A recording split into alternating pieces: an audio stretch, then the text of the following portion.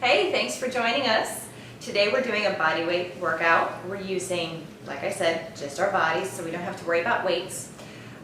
We have, I think, 6 or 7 exercises plus stretch. Again, always do what you feel comfortable with doing. I have Mickey here to help me today, and we will show you the beginner or the most basic pose or version. Please stay there until you really feel that you're capable of doing it. If you feel challenged and it's not happy challenge yet, then you need to stay there. Don't move on until you do that position and it's like, okay, I'm not really feeling it anymore. That's when you step forward, that's when you move on, okay? Anyway, so the first one is going to be a lunge. We're doing these with body weight, which means we're going to make them more challenging, which is body weight, but we do want to be warmed up before we start. So we'll do basic lunges, just as we did with our other, and we'll kind of do a quick run through. So lunging first, going backwards into reverse lunge, we're coming down. Eventually, when we're doing it, we will be doing pulsing with it. So we'll just do a couple of pulses, and then we'll switch sides. Forward and back. And as you see, we're doing no shoes. With body weight exercises, it's very easy to do no shoes. And come forward. We're going to do some beetle squats, so we're going to have our legs wide, and then we're just bringing our hips back. And just come down, just real quick. We're not really working too hard. We're just making sure that our hips are awake and warm. All right, now we're going to step back towards the back of our mat. We're going to walk our way down into a down dog. Fingertips point towards each other, and we're just lowering our head. So we're bending our elbows. These are called shoulder presses, so just a couple here, just to make sure you're warm. And then bring the weight forward into plank. Now we will eventually do push-ups, so come down to your knees if you need to, and then just do a couple of little push-ups here. We'll do more in a moment. Come back to child's pose. Stretch it out. If you end up needing more of a warm-up than that, just pause the video, go through that a few times, and then come back. I don't want to spend too much of our video warming up. I'd rather do the exercises, I admit it. You can also just do your warm-up before you even start the video, go out, take a run, then come back in and do your strength. Either way works. So let's go ahead and come up to the top of our mat. Now for the fun stuff. We're going to bring our right foot back into lunge. You're going to want to try to bend the back knee a little bit. And then here's the key for this guy. We need to have our weight in the front leg, because when we lift our heel in that front leg, we will feel it in the calf and then the hamstrings. So you can lift and lower. We're going to lift and lower 15 to 20 times. Nice. You will feel that front leg shaking.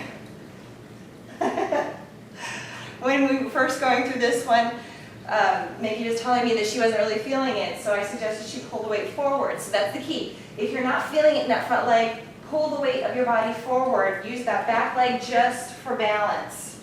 And then you will feel it. All right. Let's switch to the other side. So, again, think about that back knee. You want to try to bend it if you can. You may not be able to. And then start lifting that heel. With the weight forward, you will feel it. It's an awesome exercise for your calves. If you want nice strong calves for running or walking, this will do it. Yes. She's staying very stable. She's even adding a little extra weight with her hands on that front leg. And if you get to where you can do these without any issues, you can always grab a hand weight and set it on that thigh. Shake those legs out. It is work. Next one, we're doing beetle squats. So you're going to have, with this one, you're going to have your feet mat width thereabouts apart. You may even want to do wider than that. Everybody's a little bit different with their hips. The idea is that you're going to be coming down into and between the legs, if possible, and then you lift up. Now, you will feel it in the glutes and in the legs. push the feet down to the floor and bring those arms up in front of you. Good. So we're doing 10 to 20 of these. With squats, we want to be able to have more endurance, so we can do more. And with those arms, think of like you're almost swimming. So try to use them pressing against the air. If you know how it feels when you're in water and you're pushing water away, you can engage more muscle. Does that feel different when you do that? It's amazing. I was counting. And she's getting her hips down, because the lower down you can get those hips, the more of more flexibility you're building in your hip joint. It's awesome. And again, you can do slow, quick, whatever works for you today. Good. Awesome. Shake it out. I love working out with her. She's so much fun. If you join us on a Wednesday night class, she's always there, and you just watch her. We set our pace by her. Okay, next one. We're doing one-legged squats.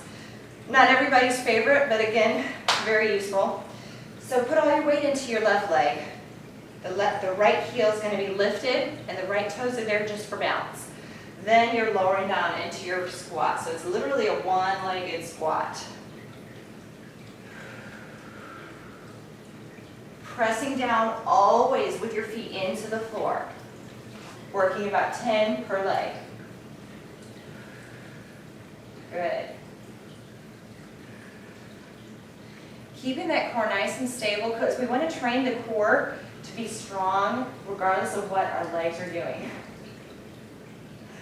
And again, you can always add that movement of the arms with energy, just like you're moving in water. You can do that with just about any exercise and add it in. 10. Okay.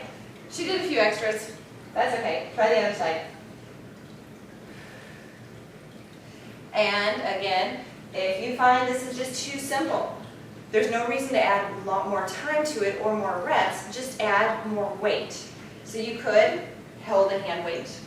You could try to come down further with your hips. You can shift it a lot to make it more work. But she probably doesn't want me to add more work to her right now.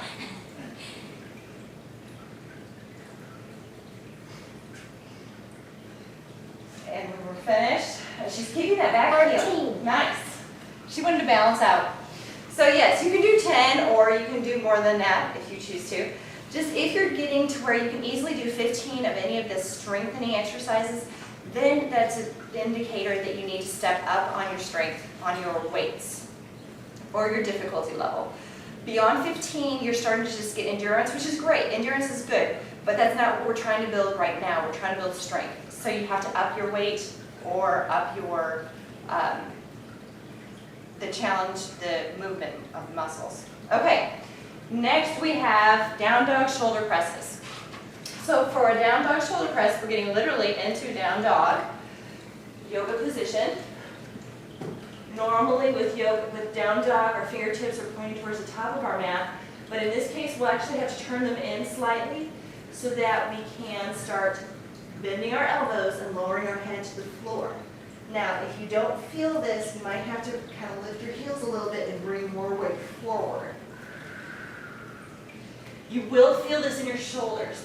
Why don't you go ahead and point your forehead down to the floor. There you go. Just feel more there. Better? It is work, but play with it. If it doesn't feel like it's any work when you first try it, then shift. Try to shift your weight forward. 10 to 15. Shift your weight forward. That could mean lifting your heels, even if you normally have your heels down in a down dog.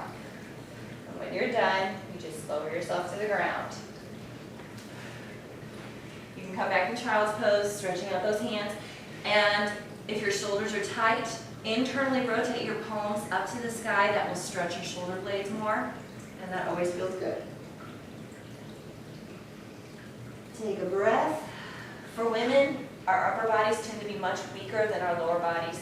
So anytime we're doing a challenging exercise like that, take it easy, be mindful, notice what your body is doing, what it's trying to tell you. Pain is its way of telling you something, so you just have to listen to it.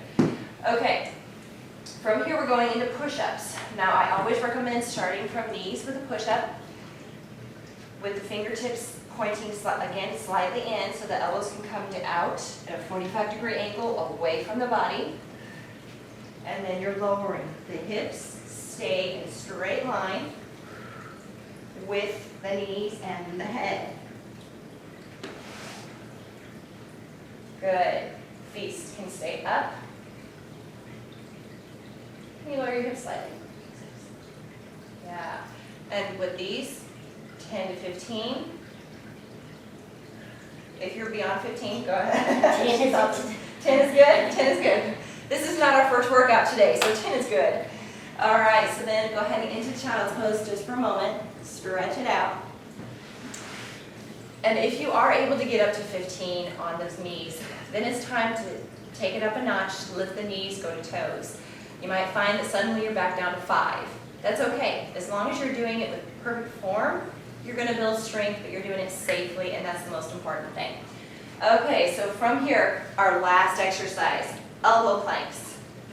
These are great for our core, for our overall endurance. So you can do it from your knees, although honestly with this one, for most people, they're just fine starting with their toes. Either way works, as long as you keep a straight line from whatever point of contact you have, your knees or your toes up to your head, straight line. So with knees up, the hips come up, and we hold.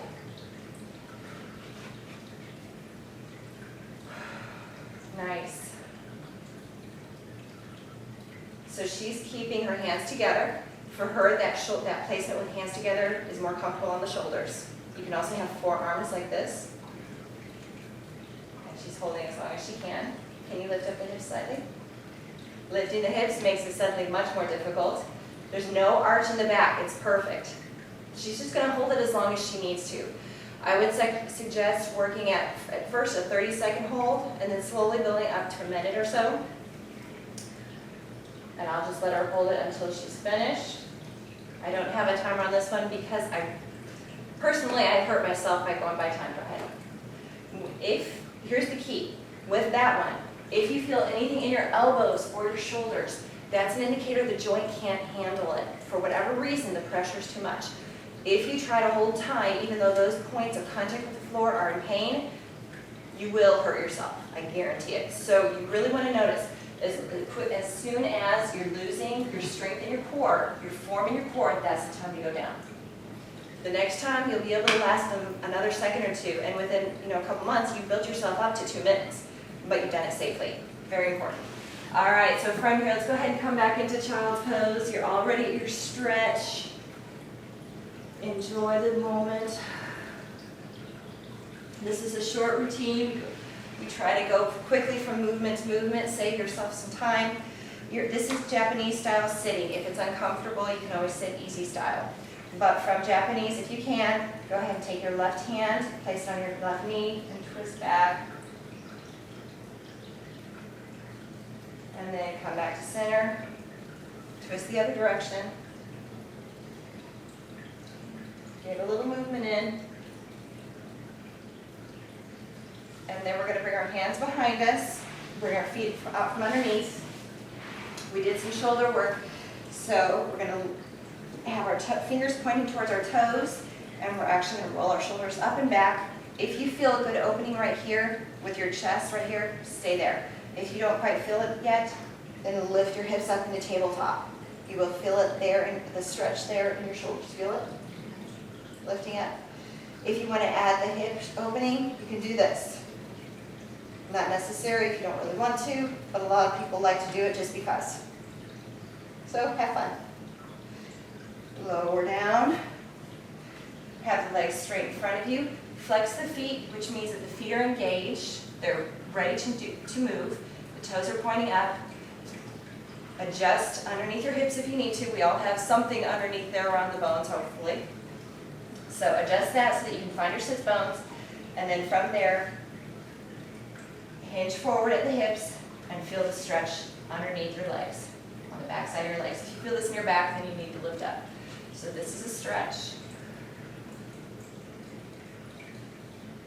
Take a breath. Stretching is the icing on the cake. And it keeps you from being too sore tomorrow. I know Vicky's gonna be sore tomorrow as it is. Go ahead and lift back up. Open those legs nice and wide. With those beetle squats, we were working our hips open and our inner thighs, so we want to make sure that we're stretched out again. In order to avoid overstretching, make sure that the feet are flexed, the toes are pointing up, and then walk those hands forward if you can. You'll feel hopefully a stretch right here in the inner thigh. Eventually you'll be able to work your way down, and all it is the stretching. The stretch that's happening is happening in your hips. So if you feel it anywhere else, back, legs, anywhere else, then you need to lift up. That means that something else is trying to take over. We want the inner thigh to really feel this one. It's called a straddle stretch. Eventually, it's kind of like the cousin of this one. So you know then what you're trying to work. You're working towards this position, but you're starting here. Working your way down to the floor, and then with the hands underneath the knees, you can easily bring those legs together without straining. Let's go ahead and bring the soles of the feet together into Baddha Konasana. Take a breath, come forward, reach those arms forward. Taking a breath always.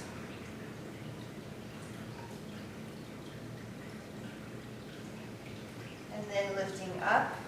Now, easy sitting position, so easy sitting, literally, however you're comfortable. Bring the arms in front of you, interlace the fingers, and reach out. We don't normally really need to do a lot of this because this is already a position that we tend to be in with our shoulders came forward. So for the most part, we don't stretch this direction. However, we did the shoulder presses and the push-ups. So the back of our upper back is going to be tight if we don't. So we go forward, and then we bring it behind to make sure we do it from both angles. Opening the rib cage. This one you do want to do often because it's reverse of the movements that we normally make. And it feels good. And then release those shoulders, rolling them up and back. Having a breath. And you're all finished. I hope you enjoyed today's workout. We will see you next time. Bye.